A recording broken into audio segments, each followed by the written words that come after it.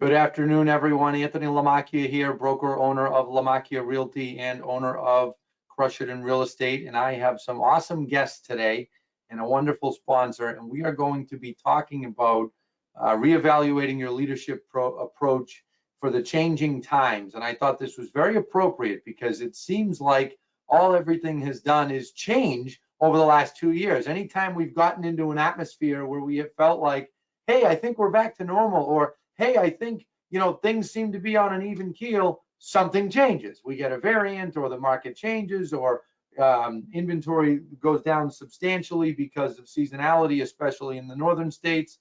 And I just thought it would be great to talk about this, and I'm happy to be here. I appreciate RISMedia having me on, and I wanted to take a moment first to thank our sponsor, which is Boomtown. I don't think they need that much of an introduction. Very well-known company. And Bridget Bauer is on here, and she is going to say a few words about Boomtown. So go ahead, Bridget, the floor is yours. Hi, thanks, Anthony. We're really excited to be here. We love our partnership with RISMedia, and we appreciate you moderating, Anthony. But for those of you on here who are not familiar with Boomtown, we are a fully comprehensive end-to-end system. So we do everything from lead gen to lead management, and honestly, everything in between. But as we begin to get into more detail this session about how to change leadership tactics in this ever-changing, climate. Boomtown really has a massive tech stack that allows you, the broker, to hold your agents accountable. It's enticing for recruitment purposes. We have a large database. It's user-friendly, and we also have customizable subdomains that agents can create within your team. So as things are changing and you're the broker in charge and you want to grow your business, we also offer so many different platforms that allow you to scale your business. So even if you're just starting out and your goal is to continue to grow, Boomtown really does have the flexibility to do that. But with that, I'll hand it over back to you, Anthony, and Michelle and Jeanette. Thanks for being here, and I'm sure they have some real insight as to how to lead a team during these changing times. Well, thank you, Bridget. And one of the biggest things that I know Boomtown provides, I just want to give you guys a shout out for a minute, is leads. Not just an online platform, not just a place to manage everything, but also leads and lead nurturing. Am I right about that? Yes, you are. Well, I know I have several friends that do a lot of business with you guys for many years, and I hear good things. So thanks a lot for being on and the sponsorship. And we're going to come back to you in about 50 minutes to have you show us a couple things. But in the meantime, we've got some great guests here. And before I get to them and do a brief introduction of them and then ask them to do a little bit more of an extensive introduction of themselves, I would like to just say, if anybody would like to post any questions, I've got one eye on questions. I have one eye on the screen, one eye on my notes. So if you have some questions, feel free to post them. If you would like to put anything in the chat, maybe tell us where you're tuning in from. I see we've got 83 people watching live. Go ahead and post what city you're watching from. We'd love to hear it. And now I'm going to move on to my two guests that I'm excited to have. So starting with Jeanette Snyder from RE/MAX in Michigan. Jeanette, why don't you give a more extensive introduction of yourself? Then I'll turn it over to Michelle, and then we'll get into our content. Sure. My name is Jeanette Schneider. I am the president of RE/MAX of Southeastern Michigan. And so we're an independently owned region that's part of the RE/MAX brand. Basically, we service the metropolitan Detroit area. I guess, I'm getting to the age where I don't like to admit how long I've been in the industry, but I have been in the industry for 30 years. And so I have been around this market a long time, seen up and down markets, sellers markets, buyers markets, neutral markets. Never seen a market like we're kind of dealing with at the moment. But between COVID and everything else that's going on, this is a great topic on leadership. In addition to working with our brokers, our franchisees, providing tech tools and education for our agents, I also host a podcast for the region. It's geared towards consumers, where we have our agents be guests on there to share their expert local knowledge, with the consuming public, and that's kind of a fun part of what I get to do. So in a nutshell, that's my story. Well, thank you very much for the introduction. I think you're being humble, but we'll come back to you in a minute. And then I'd like to introduce Michelle Harrington out of Southern California, who last night, as I'm talking to her, had to tell me that it was 80 degrees there. And I said, that's wonderful, as I was sitting in Boston in 9 degrees with a fire going in my fireplace. So Michelle, say hello, tell us who you are, what you do. Yeah, I'm really happy to be here in Southern California. I'm a New Jersey native and came out to California when I joined the Marine Corps, and then got right into real estate after that. So I've been in the business 24 years and owned my own company for 20 of those. And a couple years ago, First Team bought my company, and I became the Chief Operating Officer for First Team Christie's. And First Team is the largest independent in Southern California. We have 2,100 agents and about 300 staff when you include title, escrow, mortgage, and our real estate staff. So it's a amazing company to run, and I wake up every day thinking, how do I make my agents' lives better? And that's what I do, is I just try to think of things and act on things and implement things to give our agents the ease of use of technology and tools, and just make their lives better. So that's my story. I did some videos in the fall, and one of the things that I talked about is, if you continue to do things that help the agents sell more homes and improve their lives, everything else in the company falls in place. And it was good to hear you say that. And I know Jeanette agrees. She's edging both of us with years in the business, but not by a ton, Jeanette. It's amazing to me that I've been at this almost 18 years. This summer will be 18 years. And I'm the broker owner of an independent brokerage that operates primarily out of New England, but we are also in Florida now for the last year and a half, and it's going quite well. There's a lot of people moving south for the exact reason that Michelle mentioned last night with the weather, and we're doing quite well down there. But what I'd like to do is talk to you both first, for starters, about what you are either utilizing yourself or what you are pushing those that are leading your companies. I mean, obviously Jeanette's in a position where she's leading several different companies and she's dealing with broker owners, and Michelle and I are in the independent world. But why don't we start with Michelle, you were just talking, so why don't you go ahead. What type of social media or video or YouTube promotions or things are you doing to educate realtors to attract people to your company, instead of only chasing people into recruiting them into your company? Can you get into that for a few minutes? And even if you want to go down the road of, what are your agents doing that are working, we could talk about it twofold. Go ahead. Yeah, I mean, we're definitely encouraging agents to use video. I mean, it's the way to get out to the market, to their clients and customers, that they are the industry expert. So, we want them to be on videos to talk about, the economy, interest rates, their neighborhoods, things going on, so that they can be the expert and they get have credibility. And the best way to do that is through social, YouTube, Google ranks videos higher. We also subscribe to a company called Holify, where they can do walkthroughs of their properties, and that's a really great way to kind of rank high on Google. So also, as far as like recruiting and retaining and stuff like that, you can hear my dogs in the background, huh? That's the thing about working at home, the dogs.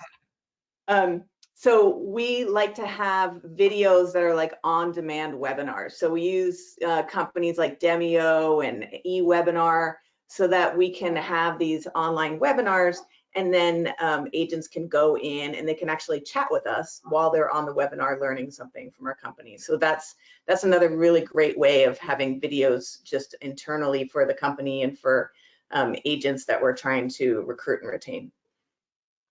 Video certainly works. I'm absolutely a big fan of that, and I can explain more about that in a few minutes. But why don't we go to Jeanette? Jeanette, give us your take on, how you are making recommendations to broker owners to utilize video to attract people to their companies and or to realtors to grow their businesses.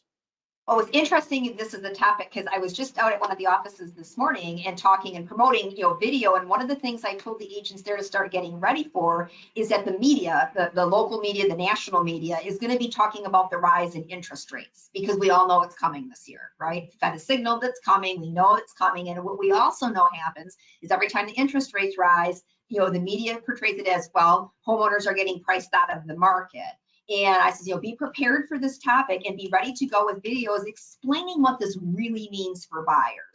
Let's take some of the scare factor away. And it certainly helps, and to Michelle's point, to be that local expert to know what's going on in the market. I go, here's something we know is going to come probably multiple times this year. So get some thoughts put together on putting a video out on social where you can address, maybe you've heard in the media, interest rates are rising, but what does that really mean for you? And now you can be the trusted advisor, that's going to share information with them. So definitely talking about that. I've actually got a couple of brokers that are doing a really nice job putting out weekly videos with the recruiting with a little bit. It crosses the border. It kind of goes both ways. I know their underlying goal is recruiting, and it's kind of sharing real estate tidbits, and they're taking them out of like the handbook for our state and things like that, just common sense things that every realtor should know. Maybe you've forgotten. And they one of them does there's always more to know, and the other one calls it Thriving Thursdays, and they're out there weekly doing video, to try to reach both the buying and selling public, but ultimately, recruits as well. So we can't say enough about video. We know that's what people watch. That's what Google and the social platforms like to push, and push to the top. So you need to be doing it. Well, thank you, Jeanette. And I can add something as the moderator myself. I started doing videos for realtors, realtor education on Crush It in Real Estate. I created a Facebook page 3.5 years ago or 4.5 years ago called Crush It in Real Estate. And I have 35,000 followers, over 30,000 likes. And that's part of the reason I'm on right now. RISMedia, one of the biggest real estate news organizations there is, noticed me partly because of that. And I love what you said there about how interest rates are going up and how that's a hot topic, because that gives buyers some fear and they're looking for education on it. And when they're looking for education on it, realtors should be pumping out information about it. What does this really do to your monthly payment? Is it really that bad? Well, how much does it change your monthly payment, et cetera? So I appreciate you mentioning that. The next topic that I want to get into, and we might come back to video, but the next topic that I want to get into is to mask or unmask. Michelle and I got into this last night, and as soon as Michelle mentioned it, I almost started venting, because it is very frustrating as a leader to have people literally on both sides, and some of them extremely on both sides. There are people in our company, and we're 500 and something people, that think we should never wear a mask, and then there's people that think we should wear them for the rest of our lives. We should never go in the office again. So it's just very frustrating as a leader, but I'd like to hear kind of how you're managing that, and what type of messaging you're putting out, and what types of changes you had to make in December when the variant came back, and so on. Jeanette, let's stick with you. Go ahead. All right, I would say, well, and I'm probably coming from a little bit different perspective because I don't work in an office where there's agents, but I know exactly what you're talking about. And in our market, it's kind of interesting to me, and I would have never necessarily thought it would have played out this way, but there's almost a line that is somewhat drawn down the middle. And it seems that offices that are on one side have been a little bit more willing to go back and have bigger functions and be in the office, fairly early on. And then there's another side of town that has seemed to have had, a little bit more of a conservative approach as to, how they want to deal with COVID and masking. And I think where it's coming down is, and from what I'm hearing from a lot of our brokers is, there's a lot of agents and they're just not coming back into the office. So mask or unmask, whatever the policy is, they're just not coming in. And I think it's one of the things that we've had to wrestle with as far as events go. What do we do as far as events? Do we have big events? Do we make proclamations? I think for the most part in our offices at this point, masks are not required. If somebody wants to wear them, they're certainly welcome to. Our state, Michigan, was one that was pretty pretty heavily locked down.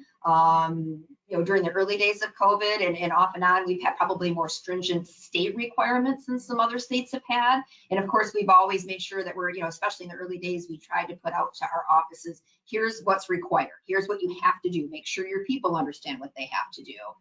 As of late, I think it's really been a byproduct of each office's culture as to how they're handling it and how they're dealing with it. That makes sense. And like I said, it can be somewhat of a hot potato. And what's interesting to me, and frankly frustrating to me, is it turned into a political football. And I don't think that was necessary. I don't know why that ended up happening. I'm not going to, certainly try to figure that out in a webinar, but it did. And it's frustrating that happened. And it's been frustrating as a leader. Michelle, why don't you elaborate on this since you brought it up just last night? Yeah, I think it's a big thing that a lot of our managers, faced this past year is really we were put in this awful position to enforce rules that a lot of people completely objected to. So you have the people that, were very strongly objected to these rules that were put in place by our government, California. And then you had people that were so animate about not following those rules. And then the people who wanted to follow the rules wanted everybody else to follow the rules. So, they would come into the office and it was very hard to deal with. And it's sad that we had to, that it wasn't just left to the businesses themselves or even the people themselves. And it was mandated by the government. So we had to, we got put in this very awkward position. Thankfully, everything got lifted yesterday, right after the Super Bowl.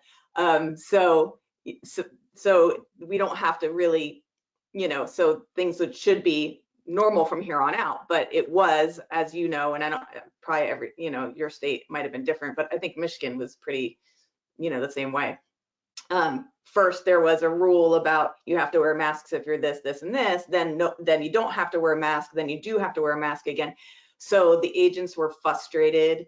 Some of them didn't want to come in the office if they had to wear a mask. Some of them didn't want to come in the office even if everybody wore a mask. Some of them got offended when we had in-person meetings, and they're offended by the fact that we had in-person meetings, even though if they didn't feel comfortable, they didn't have to go. Just the fact that you had them, people were offended. So it was very divisive thing that we've been through, and we're lucky that we didn't lose agents over it. When the vaccine mandate was going to come out from OSHA, I think me and the whole HR department were praying that the Supreme Court would overturn that, because if that had to come into play and we had to mandate vaccines, not necessarily to our agents, but to our staff, a lot of our agents would have been very, very upset, and we could have lost agents over it. So I hate it when government makes rules for us that cause businesses to just make it harder to be in business. Not to even mention that if we had to mandate a testing requirement, it would have cost us $15,000 a month to keep that testing requirement. So we were praying, and we had prayer circles, and the Supreme Court saved us from that, thank God. But crazy year, just a crazy year. And when you say get back to normal, what is normal now? I mean, are you insisting on masks in the offices at this moment, or did you do what the state did and lift the mandate, or where are you at? And then I'm happy to share where we're at. Yeah, the state lifted it, so we just always went along with the state. If the state says you have to have it, we would say on the door, you have to have it. But in reality, people were not, they were not wearing them. So it was awkward. We had these rules that we had to follow. Nobody was really following them, but now, since the mandate's gone, we're back to normal. Most people are starting to slowly come back into the office. There's still a lot of people that are like, you know what, I like working at home in my slippers and my sweatpants with my dogs barking in the background, so I don't know if it'll ever go back to the way it was, but it's definitely more normal. Well, we're going to work to get it back to the way it was, but I will admit, I'm not convinced it will either, because some people have gotten used to it, and frankly, it's made some people lazy. Some people have been just as productive. Some people I've noticed have been more productive because they're more focused. They're not getting distracted in the office. But I think that working from home, when you have a large amount of people working primarily from home, it does have more of a negative impact over time than a positive impact. I think in the brokerage business, success is contagious. And the more people are around other successful people, the more successful they are. And, one of the slides, one of the things we're going to talk about in a few minutes is training. And we all know that when you're in person and training, it's a more effective training. We had a Crush It in Real Estate event last week. We had 610 people in person, but the particular city that we were in, Worcester, Massachusetts, has a mask mandate until February 18th. So we had to say masks, that's it. And what we're doing is, we have not heard of a COVID case in our company since about 10 days ago. And the executive team and I pretty much agreed. I threw the idea out, or the person that runs HR did. We said, let's wait until a week past the event, make sure there's no breakouts. And if there's not, we'll go back to mask by choice, probably by Monday. And I mentioned that to a small audience in training today, and they all started clapping. But I'll tell you, what's funny, if I said masks are optional in December, they wouldn't have clapped, because in December, people were like, put the mask on, or I'm just not coming in, because it was everywhere. So it's like you said, Michelle, it's a challenging time. I wish that people would be a little more reasonable and a little bit more understandable that, hey, I might feel strongly this way, but that person over there feels different. And in some cases, that person over there has a reason to. So I think everybody should keep that in mind. But let's move on to another topic, because I don't want us to spend too much time on this historic virus that had to happen in our century. It couldn't have been in the next century. It had to be in ours. Let's talk for a couple of minutes. I'm going to pull this slide back up about what is your company meeting schedule. And when I say schedule, I really mean, what is the cadence of your meetings? We have a certain way of doing it every single month, with management meeting, staff meeting, company-wide meeting. Are you doing something like that in your company? Please elaborate. And Jeanette, I know you're not running a company directly, but you're giving recommendations every day of every week to tons of broker owners, and I'm sure you know the ones that are most successful. So why don't we start with you?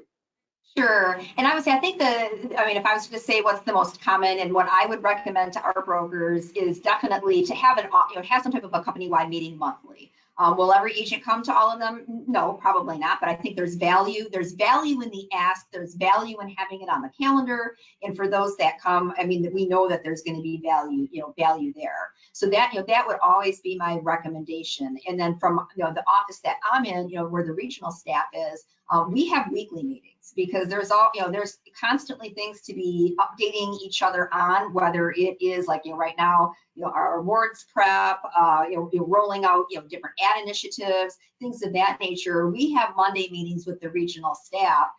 Most of those are done by Zoom at this point, but we're checking in frequently so that things don't fall through the cracks. Yep, I like that, and I think monthly is a smart one. I remember a time where I tried quarterly and it didn't work as well. But Michelle, go ahead. So we have meeting-itis at our company, I think. We have so many meetings, and it's insane. But I think for our corporate staff, we definitely have to meet with our department heads every week, and we meet with our managers every week, and the managers meet with their agents from an office level every week. But then I think it's really important to have like a little bit of something different for everybody. So our managers are really great at having like a mastermind meeting for top producers, a mastermind meeting for the brand new agents, a role play meeting, a company training, a tech training. So we do company trainings every week as well. So there's always something, probably every day of the week, there's always something for an agent to jump onto, whether it's meeting or a mastermind or a role play or a training or a tech. So it's continual.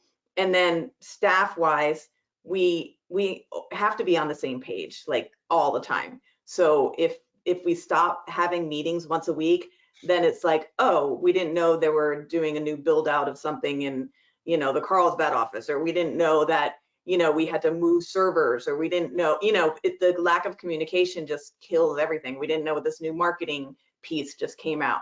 So I think it's really important that we're all on the same page from a corporate level, and meeting weekly is important. And I think company-wide, the monthly company-wide meetings are important, but then office level, there should be something for the agents every day. Okay, and then when you say a monthly company meeting, are you televising that over a Facebook group, over Zoom? How is that working? We started doing Zoom company-wide monthly meetings, I guess 2 years ago now. And we decided that we're going to keep it that way, not go back to live meetings. When we had live meetings, we would have maybe like 150, 200 agents at one of our live events. But when we have Zoom meetings, we would have like 300 or 400 agents come to the event.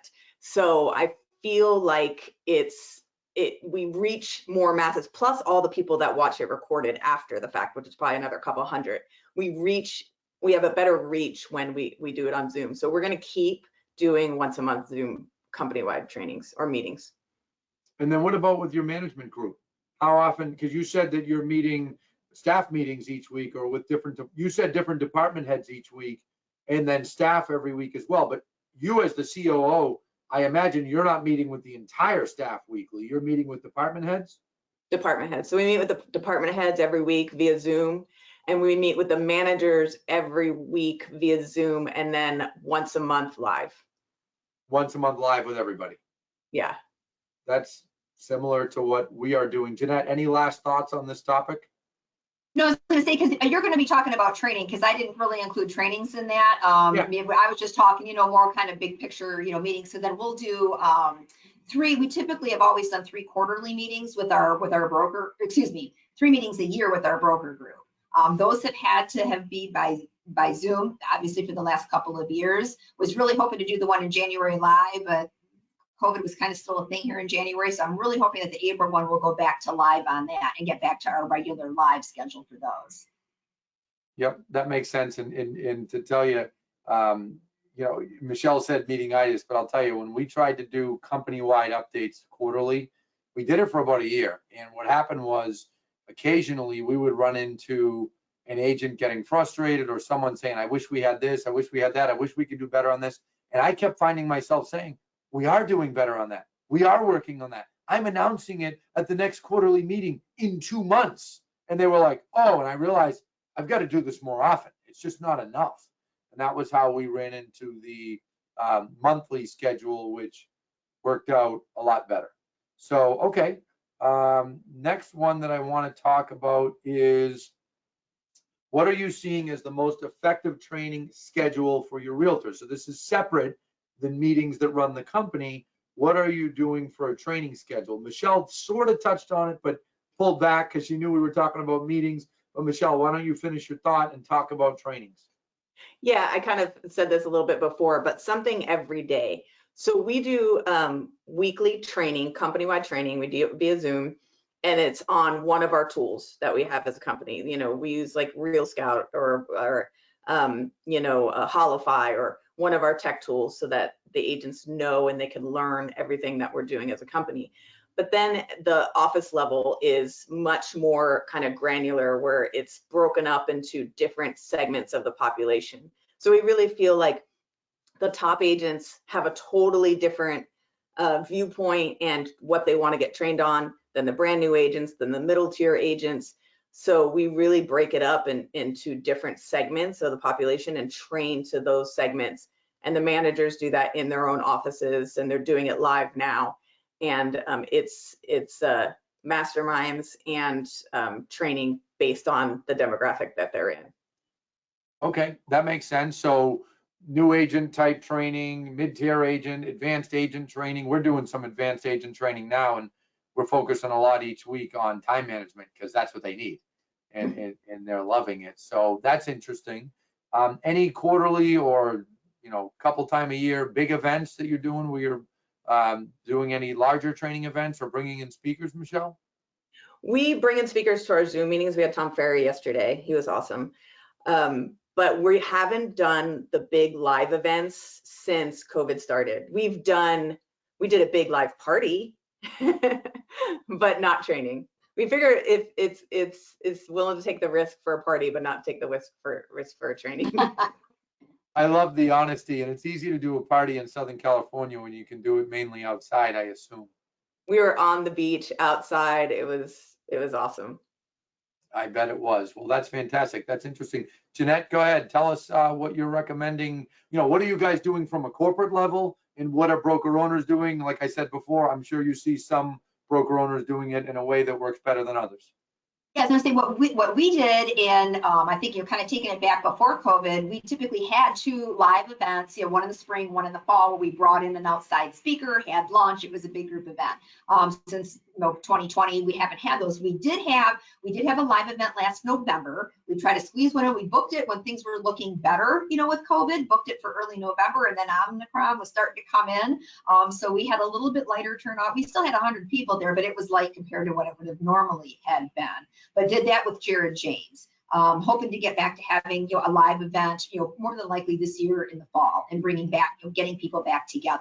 Where we pivoted with COVID, with training from our perspective, was we did start using Zoom, and we've been doing this is now our 2nd year of doing a tech tour series, where we have monthly trainings that we're doing, where we're bringing in vendors. So it's not us necessarily training on the tools that RE/MAX provides, although that can be one of the things, but we'll go right to the vendor of that tool and let them, come in and talk about the tool. They know it best. Yesterday, we had one of our tech support people talking about Google My Business and having a Google business profile, how important that is to agents.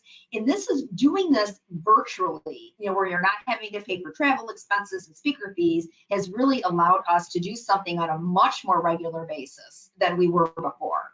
Tech tour used to be like a 1-day event. You come or don't come, and it was kind of there and gone. This is allowing us to do something monthly with a different topic every month. We're recording it. We're making it available for people to watch after the fact. That has seemed to work very, very well. To Michelle's point, the larger companies that we have in our region, where you're talking 75, 100, 150 agents, they tend to have the staff and the ability to do more frequent training. And they're doing training on, everything from, kind of the basics of real estate to the accountability, of I'm coaching you, and you're going to come every, week, and you're going to prove to me that you've done the exercises we told you to do, to kind of the more lunch and learn, type events.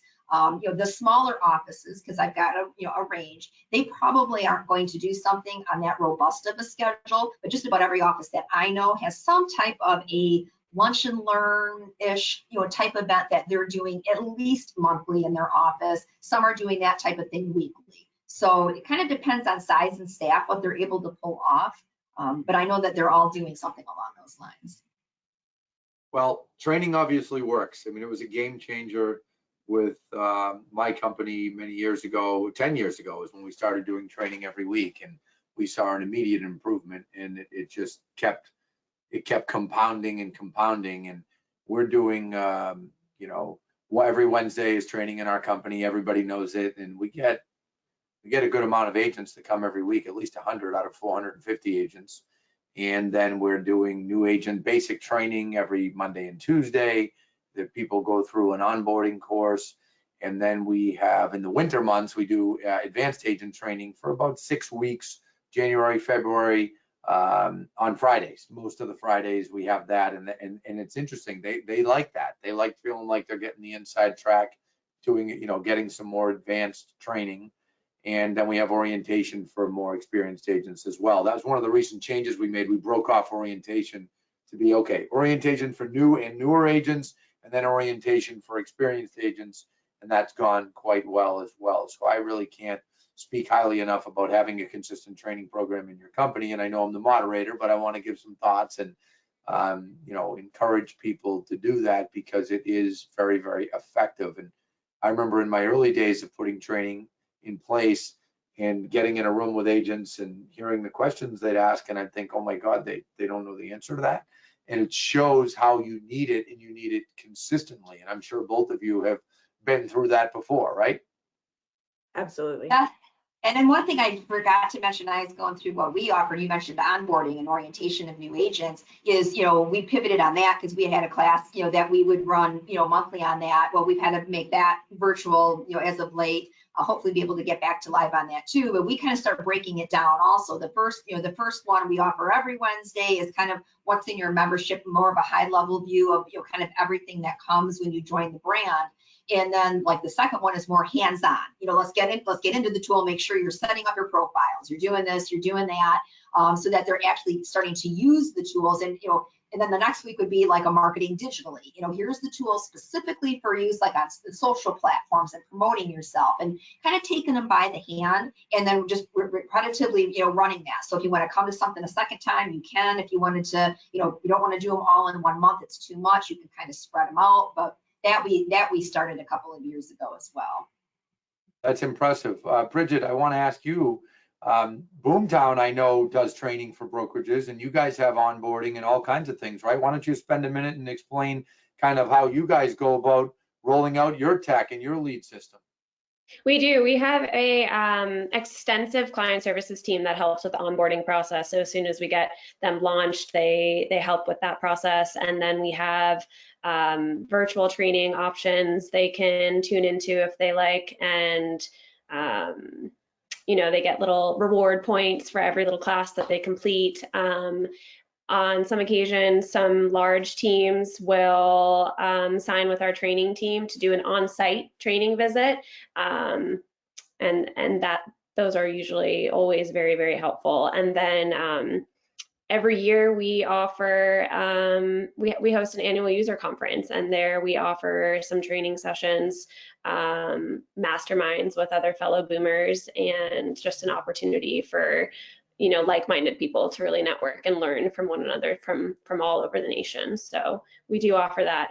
It was interesting, you were talking about office openings and closures, and our office, we're headquartered in Charleston, South Carolina, and we all just have the option to go in or not go in. And I'm seeing the same thing as Jeanette and Michelle and you too, Anthony, as far as that goes. But yeah, that's what we do, offer training programs for our users for sure. And then we also have a lot of we have an extensive knowledge base that can be helpful for just anyone in the industry, not even specific to Boomtown users.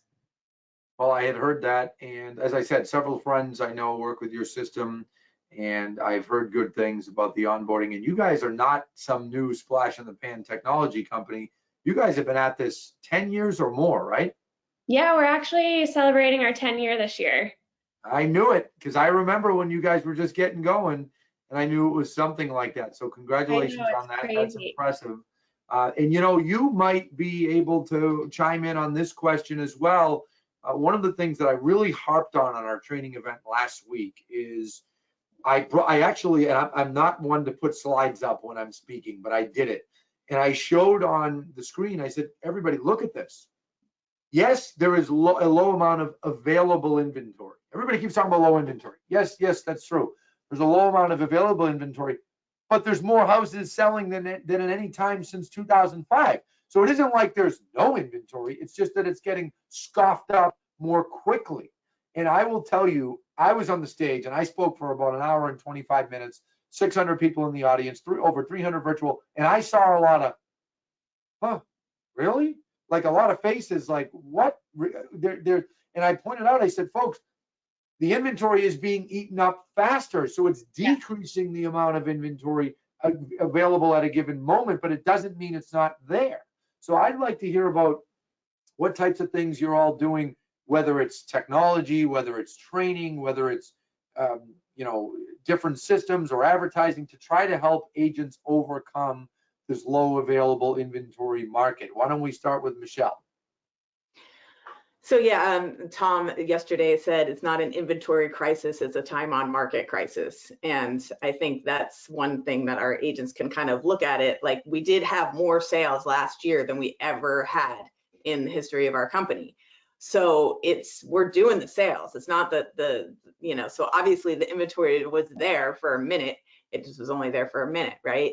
So a couple of things that we're doing to free up inventory is to make sure that sellers aren't so worried about where they're going to move to. I mean, the biggest thing that our agents see is that a seller will say, yeah, I totally want to sell right now, but I don't know where I'm going to go. Prices are high everywhere. Things are flying off the market. So we have a program, a buy before you sell program, and that's really helped us to kind of market out there that you can actually buy a property and then sell your property. And that kind of frees up inventory, that kind of marketing behind that. And then also we have, we share our listings when they're registered status, which we have the ability to do. I don't know if you guys have registered status, if that's a CRMLS thing, but yeah, okay. Yeah, because that's an NAR thing. So that our agents have a heads up at least before other agents, and we have a fairly large company. So that kind of helps, as far as knowing with the inventory that's going to be coming on the market, and having your people that are sellers that are also buyers, the confidence that they can get a property and when they know that what's coming up. So those couple of things with our agents has really helped them kind of navigate through this low inventory market. Yep, and when I was shaking my head, yes, I wasn't saying that we use the NAR system. We have our own internal system, but just what you said is very effective. And when you have a good amount of agents in a company, sharing the incoming listings with one another is something that works well. So that's a tip we can give to the audience right there, is encourage agents to share, and they will once they start to benefit from it. And then more of them will put, send the listings in, sometimes long before they're going to get listed. Jeanette, go ahead.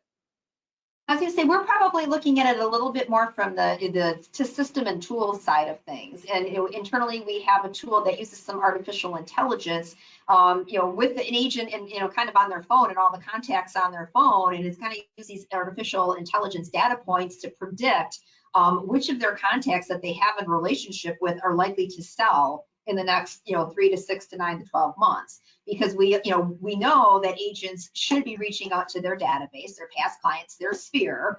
That's where a lot of business can be had, but they're not maybe real great at doing that. And so this tool kind of takes the contacts from their phone and says, hey, look, Mary looks like she's getting ready to sell. Why don't you call her? Oh, and you don't know what to say? Here's a script that will help you do that. Because that's the next fear is, well, I really haven't talked to him in a while. What should I say?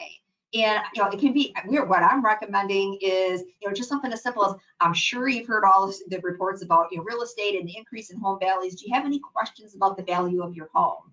And by the way, are you still happy there? Are you still loving it? And just talk to your database. I mean, that's one of the leadership things, is just start calling people you already know or that you've sold homes to in the past. There's business out there waiting to happen that you've been too busy to deal with. You need to do that, and then use some of the tech tools. Use an automated CMA tool. Send an automated CMA out to, again, anybody that that's a homeowner. They're going to look at it. They want to know what their home value is, and when they go to click on, what's my home worth, it's a lead to you. And I think there's some great tools out there, that can help agents, on that side of the market, that are looking for listings and inventory. Yep, that makes perfect sense to me. Bridget, what do you have to add to this from a Boomtown perspective? Well, similarly to what Jeanette just said, Boomtown offers a home valuation tool. So we build platforms, and I would say majority of people using those platforms are buyers. However, we do have a home valuation tool on those sites that allow you to type in your location, how long you've been there, all of the details in order to see how much your home is worth. And then from there, you generate not only a buyer lead, but also a seller lead. And from there, you kind of drum up some interest in selling, not just buying. That makes sense. And we talk about wannabe sellers. We actually have a whole section on our website that says wannabe sellers, and there's videos of me talking to I call it wannabe, like with my Boston accent. Right. Wannabe sellers, people that want to sell, they want to buy, but they're scared. And that's what Michelle said. They're saying, yeah, I want to buy, I want to sell my home and move up, but where am I going to go? And that's a big, big fear. And one thing that I have found is, frankly, a lot of agents don't know how to have that conversation with a seller and make them feel comfortable that you're not going to end up homeless. We can do this. We can find you the right home. We can help you make an offer on it. We can get your home listed, and we can get the dates to line up, because the timing is obviously the big fear lurking in people's minds, and that's kind of a scary thing. So what I'd like to do now, we've got about 8 minutes before Bridget comes on to show off some products. I'd like to open the floor a bit. What other advice do you think we should be giving right now, Michelle, to other broker owners And you know, even large team leaders that are listening, you know, what should people be doing by way of leadership at this time to make sure that 2022 ends up being at least as big as 2021? I think for companies, it's all about culture and stickiness. If you can't create a great company culture, and that it really is hard to do that virtually. I mean, people need to get back into the office, managers need to get back into the office, and they need to create that culture and that stickiness. Otherwise, it doesn't make sense to be with, you know, a shop like ours. You can go work for, you know, pay $100 a month or $100 a transaction and go for a rent-a-broker. I mean, if you're gonna be with a company like ours and like your guys's, is you need to have that culture of production, a production focused culture that you can help your agents take it to the next level if they want to, maintain their level if that's what they want to do, and really coaching them and helping them and developing that culture of production focused. And that's, you know, retention is everything, and making sure you keep the ones you want. And that would be my recommendation is get back into the office now and start creating that culture if you lost it already. I love it. Last night I had a conversation, actually, right after I talked to you, Michelle, with a broker in our market. I'm obviously not going to mention who, but this is a big agent we've been working on for 3 years. And this agent, I basically said what you just said as far as rent a brokerage. You know, I said, look, you're not going to get a Cadillac for the price of a Camry. You keep trying to go to brokerages that give you the highest and best split, and then you complain when you just got through telling me, I'm not going to say who it is, but so-and-so brokerage gives you nothing, but you're paying nothing. I mean, what do you expect? You get what you give in life. And this person actually laughed like hell and said, I knew you were going to say that. I know you're right, but it's taken me a few years to see that. So I like the fact that you mentioned that, Michelle. Jeanette, why don't you jump in here? What else do you think is a good thing that we should have our eyes on as leaders right now as we're finally approaching what will be a very busy season in 2022? I mean, I think in communication to me is always a big key. I mean, I don't think in many cases you can't over communicate because people are so distracted these days, and how you communicate, I think, has to be varied. People consume content in a variety of ways. If all you do is send out emails, you know, we see it in the open rate on mass, you know, email group that we send out is it's best usually a 20-22% open rate, which means, you know, a good part of our company isn't seeing what we're sharing as far as information. And so whether you're using a private social group, whether you're using text, whether you're using video, whether you're using, you know, some combination of all of these, not necessarily on everything you communicate has to be done 5 different ways, but finding different ways to communicate, I think, is critical these days to make sure your message is being heard. And I will piggyback on what Michelle said with, you know, culture and pointing out the importance of being around, you know, other people that can't be overestimated. You know, we always say it's the success that, you know, typically you see, you know, in our brand and with our agents, it's not a coincidence. It didn't happen by happenstance. It's because you've got the best of the best, being around the best of the best, and everybody, you know, everybody kind of raises their game and learns from one another.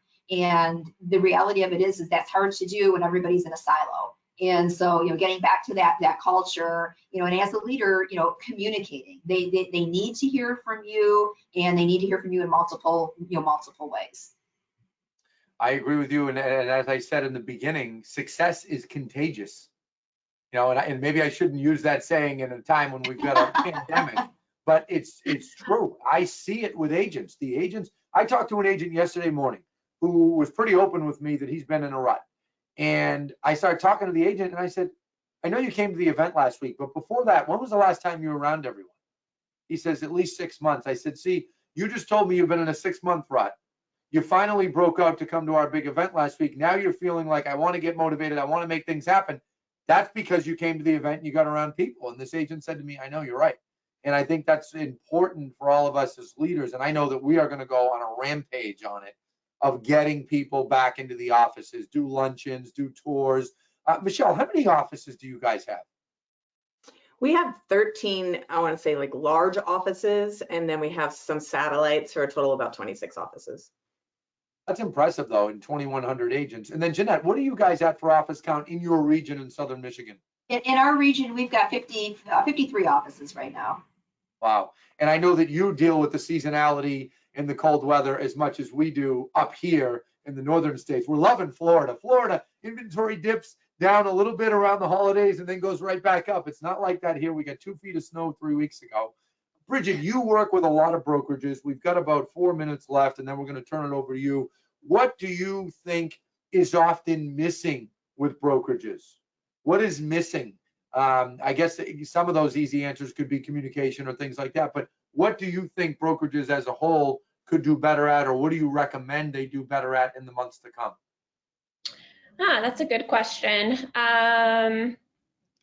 I suppose it really depends on the size and like the functionality within the brokerage, but like Michelle said, I think culture is very, very important. So establishing culture and making sure that, like Jeanette said, no one's working in silos, and continuing to communicate as much as possible in every way possible. So, encouraging the video meetings, encouraging, I don't know, friendly competitions maybe. I think, and like you said, Anthony, success is contagious. I mean, positive energy is also contagious. So long as it's coming from the top down, it will,